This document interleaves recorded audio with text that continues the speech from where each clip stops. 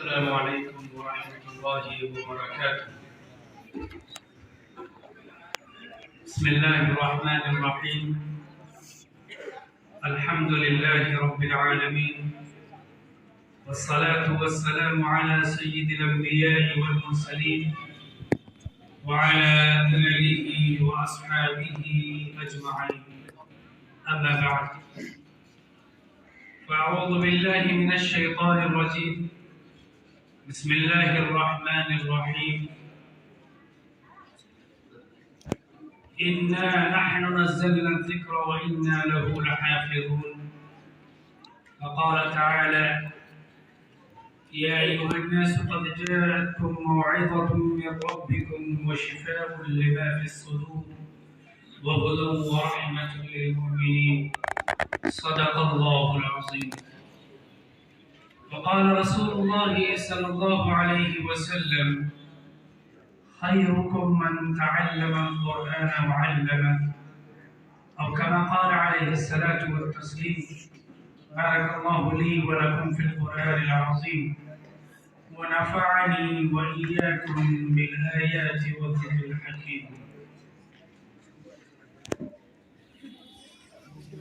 انتہائی قابل احترام علماء کرام، اسٹیج پر تشریف فرما مہمانان اعزام،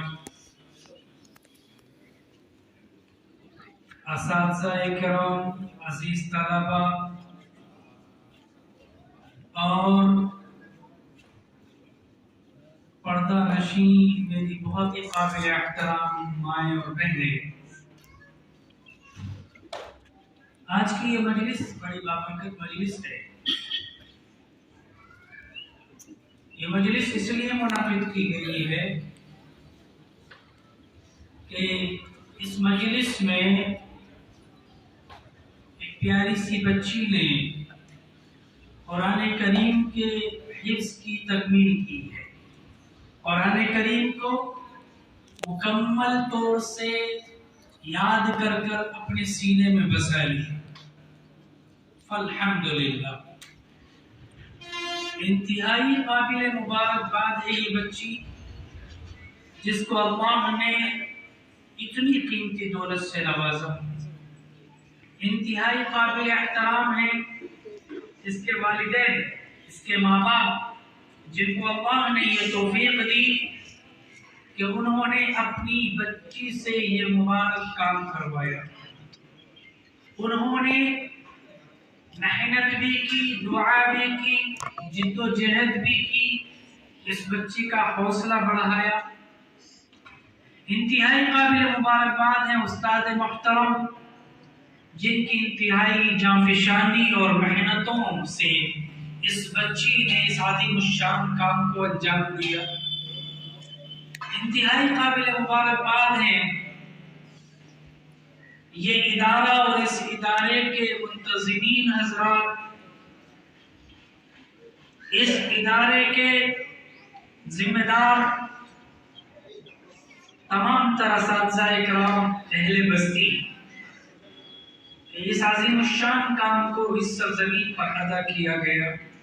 رب کریم سب کی محنتوں کو، سب کی کاوشوں کو، سب کے خلوص کو عطا فرمائے اور قبول فرمائے، اور اس بچی کو توفیق عطا فرمائے کہ اللہ نے جو عظیم الشان نعمت سے اسے نوازا ہے، وہ اس نعمت کو جاری ساری اور باقی رکھے، اس پر عمل بھی کرے، اس کی تلاوت کرے، اس کی برکات اپنے گھر میں اور انشاءاللہ جس گھر میں جائے اس گھر میں اور علاقے میں اس کی برکتیں یہ پھیلائیں۔ یہ کوئی معمولی بات نہیں، قرآن کریم سے تعلق پیدا ہونا، قرآن کریم کی تعلیم حاصل کرنا، قرآن کریم کو پڑھنا اور پڑھانا، یہ کوئی معمولی کام نہیں۔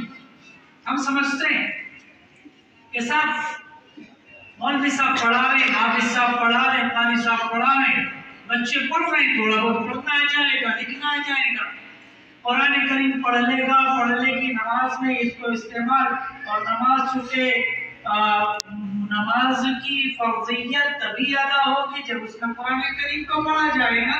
تو الحمدللہ اتنا پڑھ رہے ایک عام سی بات ذہن میں ہو جاتی ہے کہ بس قرآن کریم کی تعلیم حاصل ہو گئی. کہ میرے دوستو بزرگوں اور میرے عزیزوں، صحیح بخاری کی روایت، سرکار دو عالم جناب رسول اللہ صلی اللہ علیہ وسلم نے فرمایا خیرکم من تعلم القرآن وعلمہ. اس روئے زمین پر جتنے انسان بستے ہیں تم سب میں سب سے بہترین شخص وہ ہے جو قرآن کریم کو سیکھے اور اس کو سکھائے.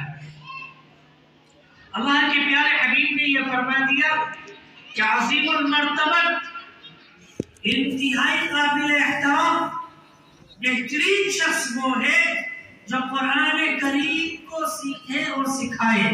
سیکھنے والا بھی بہترین، سکھانے والا بھی بہترین.